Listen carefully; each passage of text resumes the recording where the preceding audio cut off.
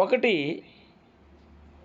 57వ కీర్తనలో 7 నుంచి 11 వచనాలు, 60వ కీర్తనలోని 5 నుండి 12 వచనాలు రెండు కలిపి ఈ 108వ కీర్తన. మనం చక్కగా వచనం వెంబడి వచనం చదువుతాం.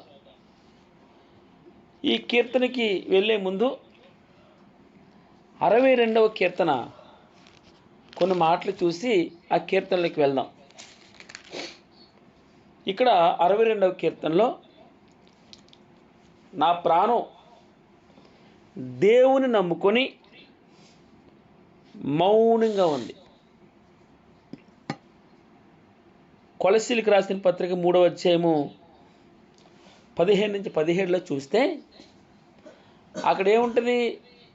క్రీస్తు యొక్క సమాధానం మీ హృదయంలో ఏలనీయుడి అన్నాడు. అనగా క్రీస్తు అధికారం కిందకి మనం వస్తే ఆయన సమాధానం, క్రీస్తు సమాధానం మన హృదయాల్లో, మన ఇంటిలో, మన సమాజంలో ఏలుతుంది. అందుకే మనం ఏమని ప్రార్థన చేస్తాం? పరలోకమందున్న మా తండ్రి, నీ నామం పరిశుద్ధపరచబడును గాక, నీ రాజ్యం వచ్చును గాక, నీ చిత్తం పరలోకమందు నెరవేర్చినట్లు భూమి యందును నెరవేరును గాక. భూమి మీద కూడా ఆయన చిత్తం నెరవేరాలి.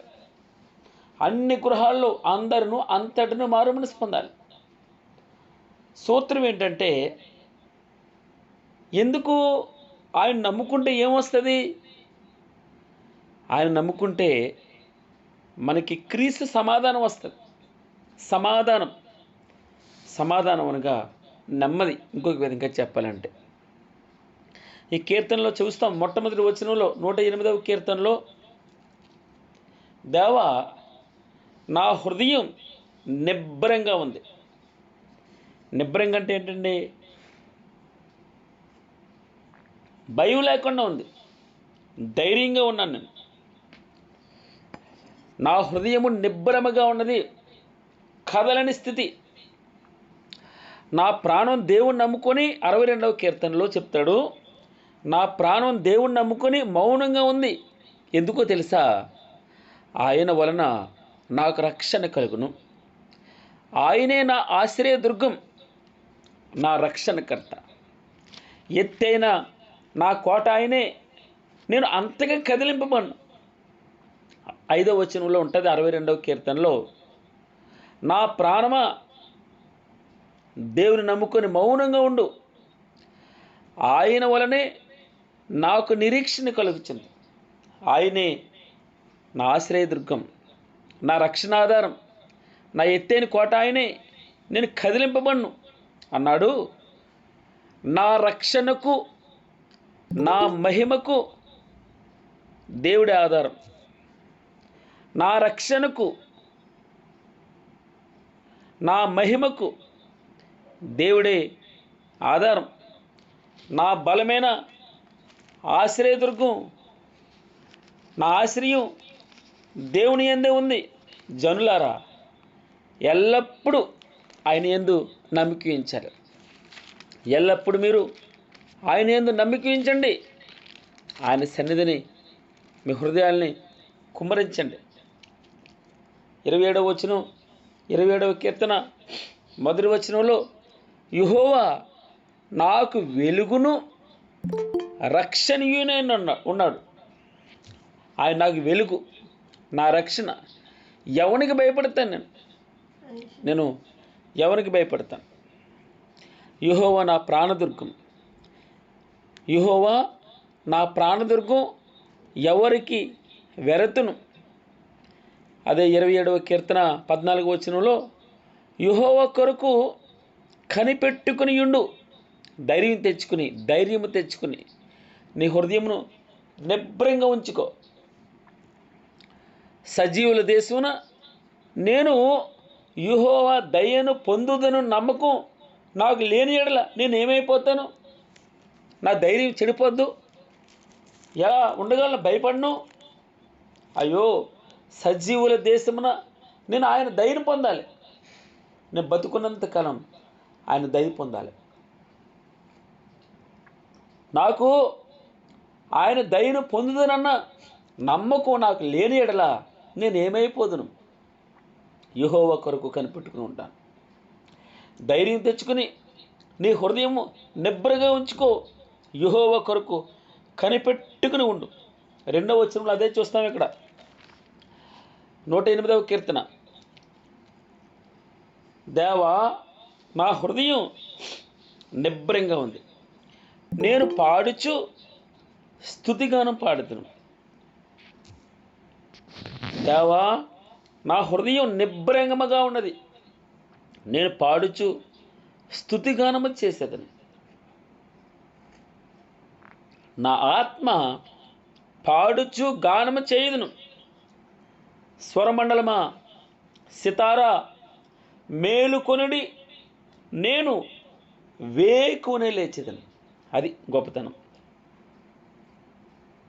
ఉదయకాలనే లేవాలి, ఉదయాన్నే లేవాలి. మనకు తెలిసి నేను 2-3 రోజుల నుంచి మాట చెప్తున్నాను.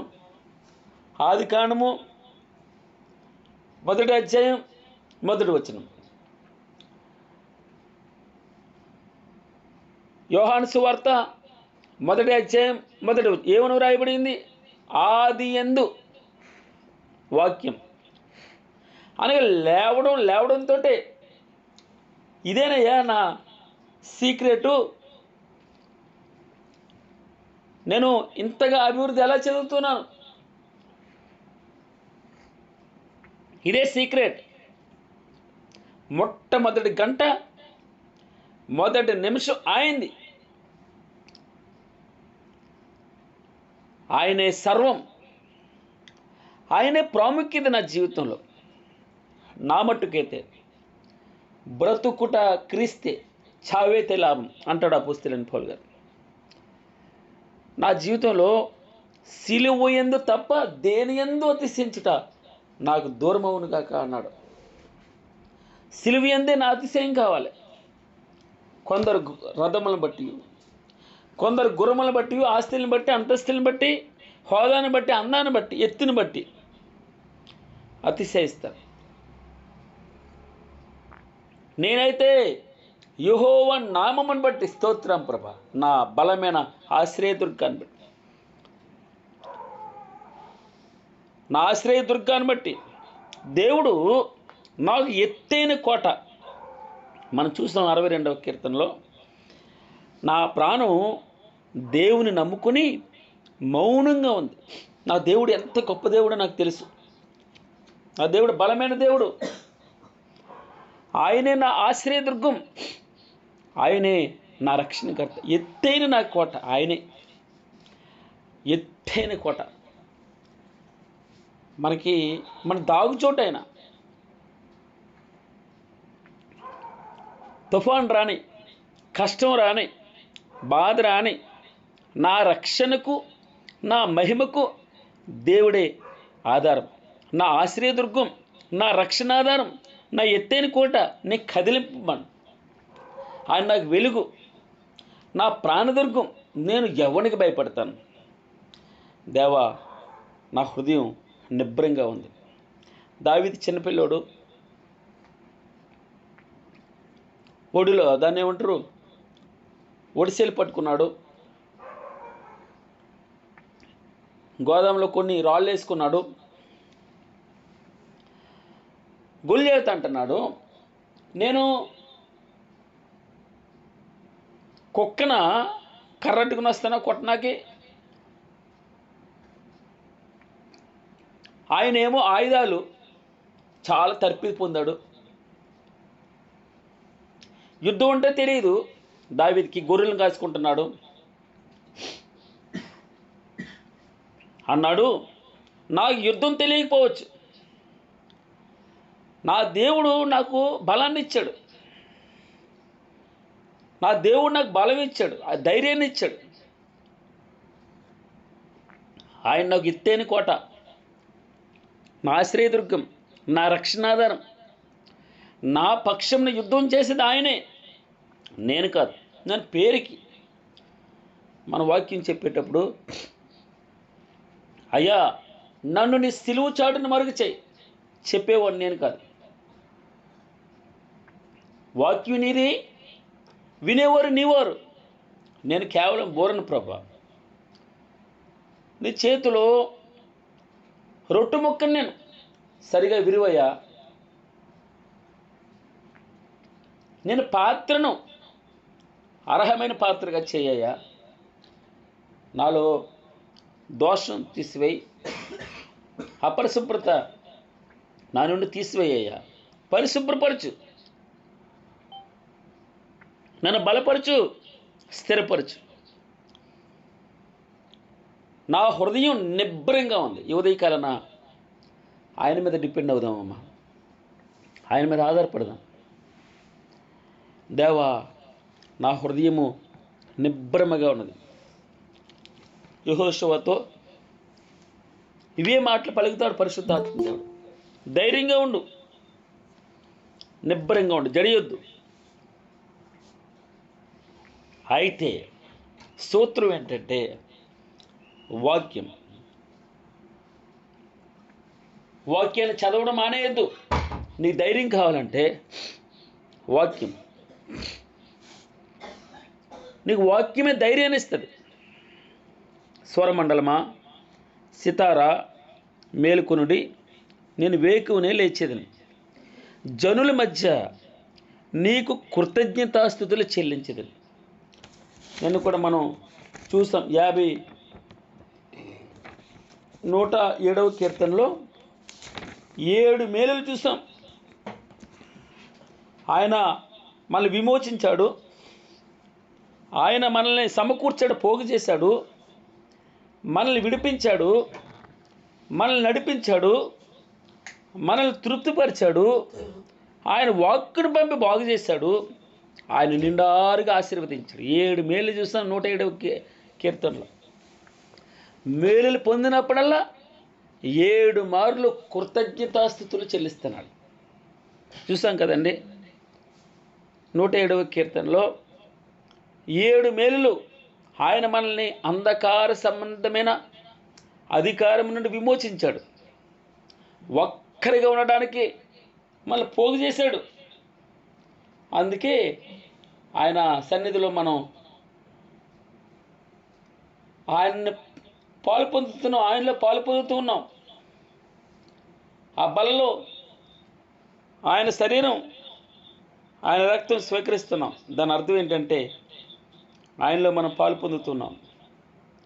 ఒక్క శరీరంగా పోగు చేయబడ్డాం, విడిపించబడ్డాం. ఎన్నో కఠినమైన సమస్యలు, బాధలు, ఇరుకులు, ఇబ్బందులు అన్నిటి నుంచి ప్రభు మనల్ని విడిపించాడు. ఆయన చేయి పట్టుకుని ఎఫ్రాయిముకి నడక నేర్పినప్పుడు చిన్నపిల్లల్లా మనకు నడక నేర్పుతున్నాడు, నడిపిస్తున్నాడు. మనకి ఏ లోటు లేకుండా తృప్తిపరుస్తున్నాడు. మనల్ని ఆయన వాక్కును పంపి బాగు చేస్తున్నాడు, ఆశీర్వదిస్తూ ఉన్నాడు. గనుక యెహోవా దయాళుడు, ఆయన కృపను బట్టి కృతజ్ఞతాస్తుతులు. మనస్ఫూర్తిగా థ్యాంక్స్ ఆయనకి చెప్పాలని ఇష్టపడుతున్నాడు. కృతజ్ఞతాస్తుతులు. తర్వాత 4వ వచనం, యెహోవా నీ కృప ఆకాశము కంటే ఎత్తైనది ప్రభువా. ఏమన్నాడు మహాభక్తుడు పరిశుద్ధాత్మ దేవుని ద్వారా? యెహోవా నీ కృప ఆకాశము కంటే ఎత్తైనది, నీ సత్యము మేఘములంతా ఎత్తిగా ఉంది. మనం 2-3 రోజుల క్రితం 103వ కీర్తన ధ్యానం చేస్తాం. అక్కడ అంటాడు, భూమి కంటే ఆకాశం ఎంత ఉన్నతముగా ఉన్నదో ఆయన యందు భయభక్తులు గలవారి ఎడల ఆయన కృప అంత అధికంగా ఉందట. మన పాపములను బట్టి మనకు ప్రతీకారం చేయలేదు ఆయన, మన దోషములను బట్టి మనకు ప్రతిఫలం ఇవ్వలేదు. అమ్మా, భూమి కంటే ఆకాశం ఎంత ఉన్నతముగా ఉన్నదో ఆయన యందు భయభక్తులు గల వారి ఎడల ఆయన కృప అంత అధికంగా ఉందట. ఆ కృపను బట్టి పడమటికి తూర్పు ఎంత దూరమో ఆయన మన అతిక్రమములను మనకంత దూరపరిచాడమ్మా. తండ్రి తన కుమారుల ఎడల జాలిపడినట్లు యెహోవా తన యందు భయభక్తులు గల వారి ఎడల జాలిపడుతూ ఉన్నాడు. మనం మంటివారమని ఆయన జ్ఞాపకం చేసుకున్నాడు. మనము మంటివారమని, బలహీనులు, అయ్యో బలహీనుడేడు, శక్తి లేనుడని ఆయన ఎప్పుడు స్పెషల్గా మనల్ని జ్ఞాపకం చేసుకుంటాడట. మనం ఆయువు గడ్డి వలె ఉన్నది, అడుగు పూయినట్లు వాడు వాడిపోతాడు, అది గాలి వెచ్చక దాన్ని లేకపోతాడు. దానివలన స్పెషల్ అటెన్షన్ మన మీద పెడతాడు భగవంతుడు. యెహోవా నీ కృప ఆకాశము కంటే ప్రభువా ఎత్తైనది. అందుకే 117వ కీర్తనలు అంటాడు, నీ కృప హెచ్చుగా ఉంది మా మీద. ఏమన్నాడమ్మా? యెహోవా కృప మన ఎడల హెచ్చుగా ఉంది.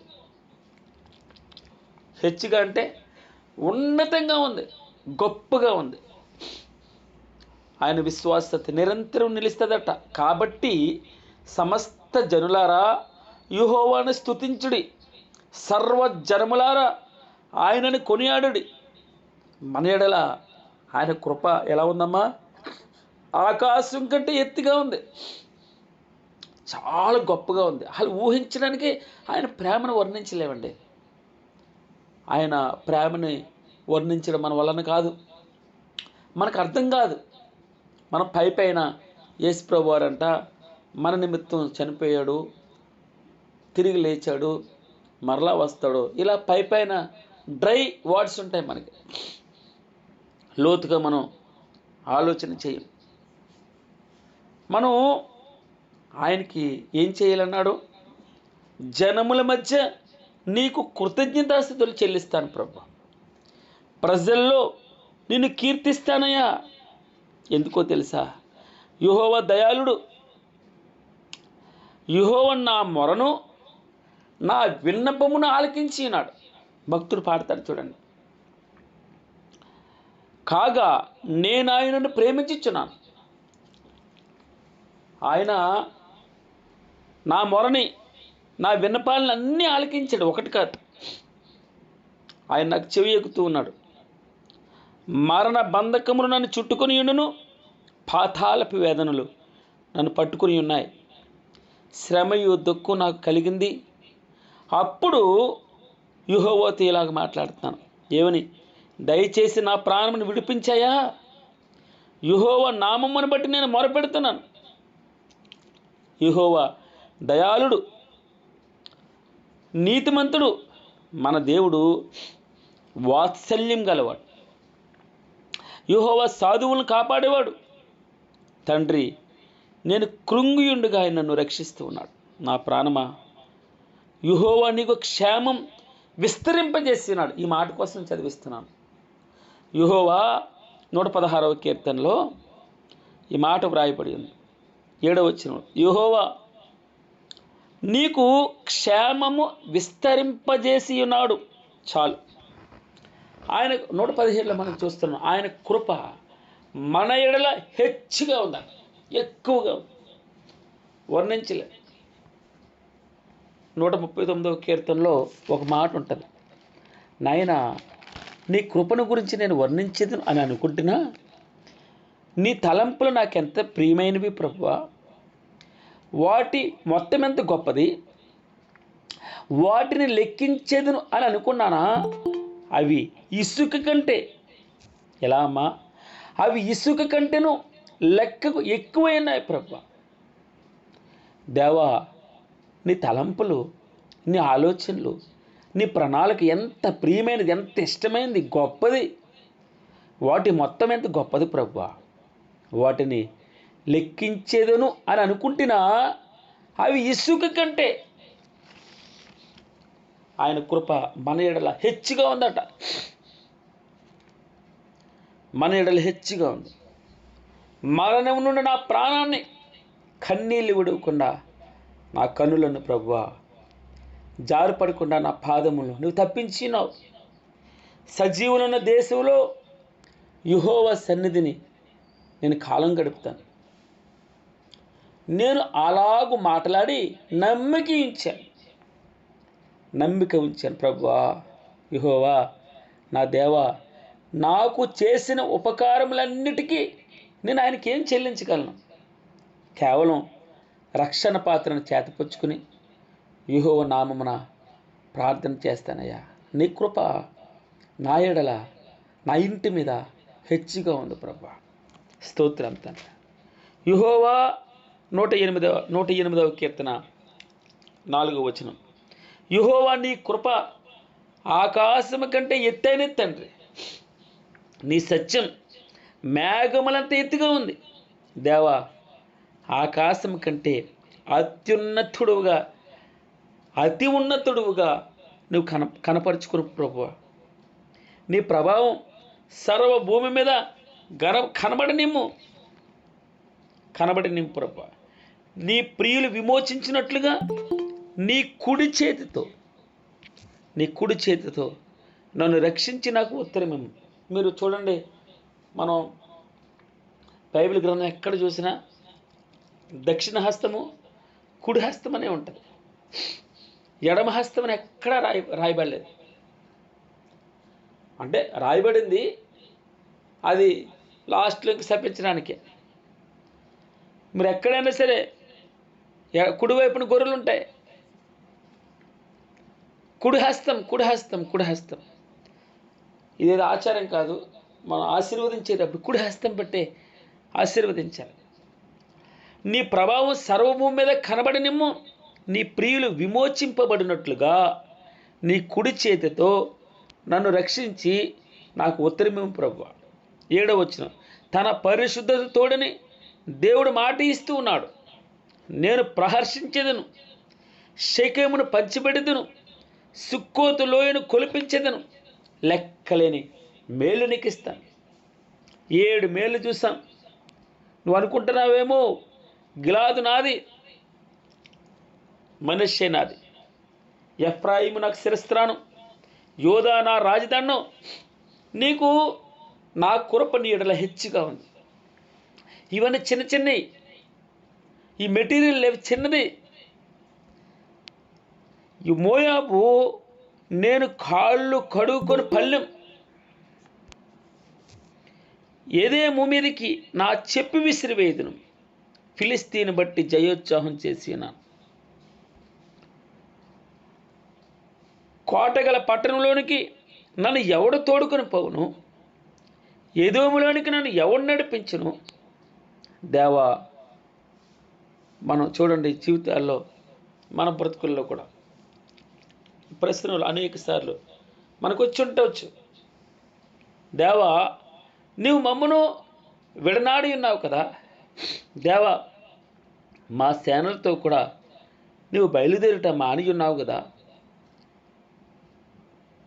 యాకోబు 2 గుంపులతో వస్తున్నాడు. ఒకటే చిన్న చేతికర్రతో దాటానయా యబ్బోకు రేవుని. ఈ రోజున 2 గుంపులు. ఎంత ఆశీర్వాదం వచ్చిందో, ఎంత ధనం వచ్చిందో. కానీ ఆ రాత్రి అందరినీ పంపించేశాడు. ఒంటరిగా ఉన్నాడు. ప్రాణభయం ఉంది. మాట్లాడుతున్నాడు కదా, నీవు నన్ను ఆశీర్వదిస్తే తప్ప. ఒక నరుడితో పోరాడినట్లు పోరాడుతూ ఉన్నాడు. తుంటి మీద కొట్టాడు, ఇరిగిపోయింది కాలు. కుండుతూనే ఆయన కాలు పట్టుకున్నాడు. నీవు నన్ను ఆశీర్వదిస్తే తప్ప. ఆశీర్వాదం అంటే ఏంటో తెలుసమ్మా? డబ్బు కాదు, ఆస్తులు కాదు, అంతస్తులు కాదు. ఆయన మనకు కూడా రావడమే ఆశీర్వాదం. అందుకే పగతో ఉన్న అన్న ప్రేమించేటట్టు చేశాడు. భయపడుతున్నాడు. గుంపులుగా చేశాడు. తన ఆస్తిని గుంపులుగా చేశాడు. ఇంటిని గుంపులుగా చేశాడు. 4 గుంపులు అయిపోయినాయి. దాసీలు 2 గుంపులు, తన భార్యలు ఇద్దరిని, 2 గుంపులు, 4 వెనకాల వస్తున్నాడు. అనగా మీరు చూడండి, మన మనసులో మన ఆలోచనలు మార్చేస్తాడు ప్రభు. ఆయన కృప మన ఎడల హెచ్చుగా ఉంటుంది, హెచ్చుగా ఆశీర్వాదం. ఆయన వస్తూ ఉన్నాడు. ఆయన వస్తే, ఆయన కల్పించుకుంటే, ఆయనే కలగజేసుకుంటే, మన ముందుంటే, మన వెనకాలంటే మనకి ప్రొటెక్షన్. ఇశ్రాయేలుని కాపాడేవాడు కునుకుడు, నిద్రపోడు. ఆయనే మన కుడి ప్రక్కన నీడగా ఉంటాడు. మన దాగుచోటు ఆయనే, మన దాగుచోటు, మన ప్రొటెక్షన్ అయినా. యెహోవా వలననే నాకు సహాయం కలుగుతుంది. పగలు ఎండ దెబ్బ కానీ, రాత్రి వెనుల దెబ్బ, ఏ అపాయం రాకుండా యెహోవా నిన్ను కాపాడుతాడు. ఆయన సర్వసృష్టికి దేవుడమ్మా. భూమి ఆకాశంలో సృజించిన దేవుడు. నీ పాదాలు తొట్టిల్లి నీడు, నిన్ను కాపాడువాడు కునుకుడు. ఇశ్రాయేలుని కాపాడువాడు కునుకుడు, నిద్రపోడు. నువ్వు గురగపడి నిద్రపోవచ్చు, ఆయనకి చుట్టూ ప్రొటెక్షన్ ఇస్తాడు. దేవుని నామమునకు మహిమ కలుగును గాక. దేవా, నీవు మమ్మల్ని విడనాడి ఉన్నావు కదా. Question mark. దేవా, మా సేనలతో కూడా నువ్వు బయలుదేరుట మాని ఉన్నావు కదా. అయ్యా, నువ్వు రాకపోతే నేను, నీ సన్నిధి నాకు తోడుగా లేకపోతే వీరు నడిపించును అన్నాడు మోషే. నువ్వు నాకు కూడా ఉండాలి. నీవు ఉంటే నాకు ధైర్యం ప్రభువా. మనం అలసిపోతాం. అలసిపోయినప్పుడు పిల్లలు, నాన్న నువ్వు కూడా రా నాన్న, నేను ఒక్కరినే మాట్లాడాలంటే ధైర్యం లేదు నాకు. మళ్ళీ పక్కన పెట్టుకుని వెళ్తారు హెడ్ మాస్టర్ దగ్గరికి, మళ్ళీ పక్కన పెట్టుకుని ప్రిన్సిపాల్ ముందరికి వెళ్తారు. తండ్రిని తీసుకొచ్చావా, మీ డాడీని తీసుకొచ్చావా అంటాడు ప్రిన్సిపాల్. ఏస్, మా డాడీ పక్కన ఉంటే వాడు తిట్టలేడు, ప్రిన్సిపాల్ తిట్టలేడు. ఎందుకో తెలుసా? భయం. డాడీ అంటే ఎక్కడ తిరిగి అంటాడు నన్ను, ఈ గొడవ ఎందుకురా బాబు అని మామూలుగా మాట్లాడతాడు. మన పక్కన దేవుడు ఉంటే ఎవరికైనా భయమే. ఆయన వెలుగండి, ఆయన వెలుగు, ఆశ్రయదుర్గం, ప్రాణదుర్గం. నేను ఎవరికి వెరతును, ఎవరికి భయపడుతును. మొట్టమొదటి వచనంలో మనం దేవా, నా హృదయం నిబ్బరంగా ఉంది, నిబ్బరంగా ఉంది. నేను పాడుచు స్తుతిగానం చేస్తాను, నా ఆత్మ పాడుచు గానం చేస్తుంది అని భక్తుడు పాట రాస్తున్నాడు. ఈ పాట 57వ కీర్తన 7 నుంచి 11 వచనాలు, 60వ కీర్తన 5 నుండి 12 వచనాలు కలిసి మెరిచేశాడు భగవంతుడు. మరలా పాడుతున్నాడు. రెండు పాటలు కలిపి. ఒక ఆయన చిన్ని అని ఒక ఆయన ఉన్నాడు. ఆయన 40-50 పాటలు కలిపేస్తాడు, ఒకే పాట కింద పాడతాడు. సడన్గా మారిపోతుంది ట్యూన్, సడన్గా కలిపేస్తాడు. ఎన్ని పల్లవులు కలుపుతాడు, ఎన్ని చరణాలు కలుపుతాడు, అర్థం కాదు ఎక్కడి నుంచి తీసుకొస్తున్నాడు ఈ పాటలో అని. 40-50 పాటలు ఒకే పాటల కింద పాడతాడు. ఆరాధన స్టార్ట్ చేస్తే అన్ని పాటలు రావాల్సిందే. నా హృదయం నిబ్బరంగా ఉంది, నేను మేల్కొంటాను, వేకుని లేస్తాను. 12వ వచనంలో ఎందుకో తెలుసా? ప్రభువా, నువ్వు నాకు కూడా రాకపోతే మనుషుల సహాయం వ్యర్థం అన్నాడు. 12వ వచనం 108వ కీర్తన. శత్రువులను జయించుటకు నీవు మాకు సహాయం దయచే. ఈ బాధని నిన్న మనం చూసే ఆపత్కాలంలో కష్టకాలలో మొరపెట్టాడు, ఆయన సహాయం వచ్చింది.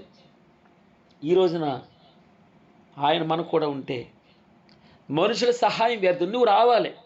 శత్రువుని జయించుటకు, రోగాన్ని తీసివేయాలంటే నువ్వే ఉండాలి, తప్పు పోవాలంటే నువ్వు ఉండాలి ప్రభువా.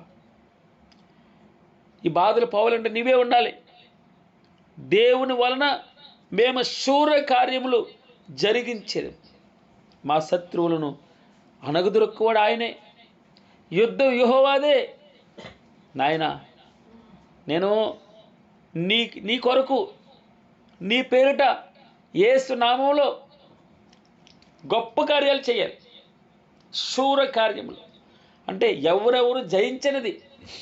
శూర కార్యం అంటే గొల్యాతు పెద్దగా కనబడుతున్నాడు, అందరూ హడిలిపోతున్నారు. ఎంతో ప్రవీణ యుద్ధంలో కత్తి తిప్పగల సామర్థ్యులు ఉన్నారు, అక్కడ బలమైన వారు ఉన్నారు. ఎవరికి ధైర్యం సరిపోవట్లేదు. నా ధైర్యం నీవే అన్నాడు, నా కోట నీవే అంటున్నాడు, నా కొండ నీవే అంటున్నాడు ఒక ఆయన. ఎందుకు తెలుసు? ఆయన యెహోవా మీద ఆధారపడ్డాడు, దేవుని మీద ఆధారపడ్డాడు. నా నిబ్బరంగా ఉన్నాను నేను అన్నాడు. నిబ్బరం అంటే అసలు భయం ఉండదు, నాకు భయపడను, ఎవనికి భయపడు. యెహోవా నాకు వెలుగును, నాకు రక్షణ దుర్గమునై ఉన్నాడు. ఎవనికి భయపడుతుంది నేను? ఎవనికి వెరతును? నన్నెవడు భయపెట్టగలడు? నా దేవుడు బలమైన దేవుడు, సృష్టికర్తే నా పక్షాన ఉన్నాడు, సృజించిన వాడే నా పక్షాన ఉన్నాడు. ఆయన కృప నా పట్ల ఆకాశమంత ఎత్తుగా ఉంది. ఆయన సత్యము మేఘముల కంటే పైగా ఉంది. ఆయన ప్రభావం సర్వభూమిని వ్యాప్తి చెంది ఉన్నది. ఆయన నేను ఆరాధిస్తాను, ఆయన ఆశీర్వాదం పొందుతాను, ఆయన అధికారం కిందకి వస్తాను, ఆయన ఆదరణ కొరకు కనిపెట్టుకుని ఉంటాను. దేవుని వలన మేము శూర కార్యములు చేస్తాం, గొప్ప కార్యములు చేస్తాం, బలమైన కార్యములు చేస్తాం. ఏస్తునామంలో వీటిని జరిగిస్తాం. మేము మా శత్రువులను అనగదొరకు కూడా ఆయనే, యుద్ధం ఆయనదే, ఆయనే యుద్ధం చేస్తాడు. 38వ కీర్తన 38వ అధ్యాయం యెషయా గ్రంథంలో, నాయన నా కొరకు నువ్వు పోటపడు. ఎంత మంచి మాట అండి. మాటికి జ్ఞాపకం చేస్తున్నానని అనుకోవద్దు. నా కొరకు నా పక్షాన పోటపడాలి. నాకు ఉపవాసం చేయడం కూడా రాదయ్యా, నాకు ప్రార్థన చేయడం రాదు, నాకు స్తుతించడం రాదు, ఆరాధన. నా పక్షాన వస్తావా ప్రభువా? ఈ సముద్రాన్ని నాయన నడవగలను నేను అని అనుకున్నాను. నిన్ను చూస్తాను, నడిచాను, 4 అడుగులు వేస్తాను, పరిస్థితులను చూస్తాను, మునిగిపోబోతున్నాను, మరలా కేక వేస్తున్నానయ్యా, యేసు నన్ను రక్షించు అని. ఆయన కేక వేయడం మొదలు, అల్ప విశ్వాసి ఎందుకు సందేహపడ్డా? లే బతుకు. ఇంకొక విధంగా చెప్పాలంటే, ఎదురండి దెబ్బలు కొట్టి మామూలుగా అంటే ముద్దుగా పైకి లేపుతాడు దేవుడు. పైకి లేపాడు. ఆయన పడేసే దేవుడు కాదు, నిలబెట్టే దేవుడు. ఎంత ఘోర పాపినైనా క్షమించే దేవుడు అండి. ఎంత ఘోర పాపినైనా క్షమించే దేవుడు. మనం అంటే ఆయనకి ఇష్టం. ఆయన మన ఎడల తన కృప హెచ్చుగా ఉంటుంది, హెచ్చుగా, ఎక్కువగా. అందుకే భక్తుడు ప్రార్థన చేస్తాడు, దేవా నా యందు శుద్ధ హృదయం కలుగజేయి. 51వ అధ్యాయం 10వ వచనంలో, 51వ కీర్తన 10వ వచనంలో అన్నీ బాగానే ఉన్నాయి ప్రభువా, ఎక్కడైనా నీ దగ్గర నేను ఆయాసపరుస్తున్నాను, నాలో శుద్ధ హృదయం కలుగజేయి. శుద్ధ హృదయం, పరిశుద్ధంగా నన్ను ఉంచు ప్రభువా, పరిశుద్ధంగా ఉంచు తండ్రి. నేను కనపరుస్తున్నాను, నేను స్తుతిస్తూ ఉన్నాను. మనుషుల సహాయం నాకు వ్యర్థం. ఒకవేళ నువ్వు నాకు కూడా రాకపోతే, మా సేనలతో నువ్వు బయలుదేరుట మానేస్తే మాకు అపజయం వస్తుంది, మేము జయం పొందలేం. నిన్న ఒక ఆయన వచ్చాడు, పరీక్షలు అన్నాడు. పరీక్షని పెన్ను కూడా ఇస్తాను, ఈ పెన్ను కూడా ప్రార్థన చేయమని. నేను చెప్పాను, పెన్ను కూడా ప్రార్థన చేయక్కర్లేదయ్యా, నీకు ప్రార్థన చేస్తాను, నీ కూడా వస్తాడు ఆయన. పెన్ను కూడా రావడం కాదు, ఆయన నీ కూడా వస్తాడు, నీ చేయి పెట్టుకుంటాడు, బలపరుస్తాడు, ఆరోగ్యం ఇస్తాడు, నువ్వు చదివిన విషయాలు జ్ఞాపకానికి తెస్తాడు. పుస్తకం పట్టుకొచ్చి చూసుకోవా, అన్ని ముందర పెట్టడాయన. నీకు సామర్థ్యం ఇచ్చే దేవుడు, నిన్ను బలపరుస్తాడు. మనకు అడగవలసింది, నా పక్షాన్ని యుద్ధం చేయమంటే నా పక్షాన్ని నువ్వే రాయమని కాదు. మనం కూడా చదవాలి, మనం కూడా ప్రయత్నం చేయాలి. మనం అప్పుడు అయ్యా ఆరోగ్యం ఇయ్యి, మంచి జ్ఞాపక శక్తిని ఇయ్యి, ఎవరికైనా జ్ఞానం కొదువుకుంటే నన్ను అడగమన్నాడు. కొలసీలకు రాసిన పత్రిక 2వ అధ్యాయంలో ఉంటుంది. ఆయన దగ్గర జ్ఞానం ఉంది. సర్వ సంపదలు ఆయన యొక్క గుప్తములై ఉన్నాయి. గాడ్ బ్లెస్ యూ అమ్మా. దేవుడు కొద్ది మాటలు దీవించిన గాక. కొంచెం ఎర్లీగా ముగిస్తున్నాను. ఇది ప్రార్థనా సమయం.